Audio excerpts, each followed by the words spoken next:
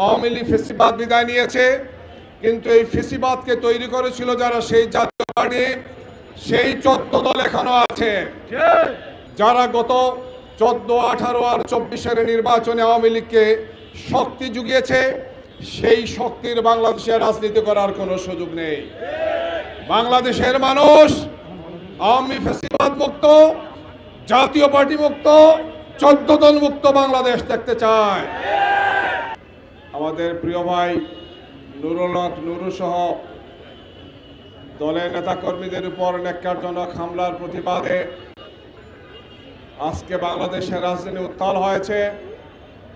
সে উত্তাল রাজনীতির প্রেক্ষাপটে আজকে আমরা বাংলাদেশের সবকটি রাজনৈতিক দলের নেতৃবৃন্দ এই মঞ্চে এসেছেন, উলামায়ে কেরামরা এখানে এসেছেন, ইসলামী দলের নেতৃবৃন্দ এসেছেন, বিভিন্ন গুরুত্বপূর্ণ ব্যক্তিরা এখানে এসেছেন।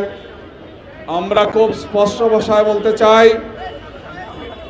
এই হামলা ছিল কোন একটি দলের উপর হামলা ছিল না, শুধু এটি, এই হামলা বাংলাদেশের উপর হামলা, এই হামলা বাংলাদেশের গণতন্ত্রের উপর হামলা, এই হামলা জুলাইয়ের অক্ষের বিরুদ্ধে হামলা। এই হামলা ছিল বাংলাদেশ থেকে যে ফেসিবাদকে আমরা 5 আগস্ট বিদায় করেছিলাম, সেই ফেসিবাদ আর তার দোসরদের ফিরে আসার আর একটি অপচেষ্টার নাম।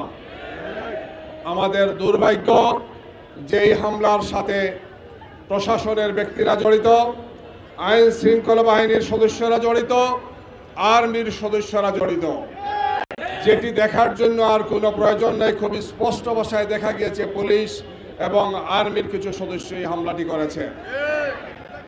আমরা আশ্চর্য হয়ে আজকে বলতে চাই, আওয়ামী লীগ ফেসিবাদ বিদায় নিয়েছে, কিন্তু এই ফেসিবাদকে তৈরি করেছিল যারা, সেই জাতীয় পার্টি, সেই 14 দল এখনো আছে, সেই নেতৃবৃন্দ যারা গত 14, 18 আর 24-এর নির্বাচনে আওয়ামী লীগকে শক্তি জুগিয়েছে।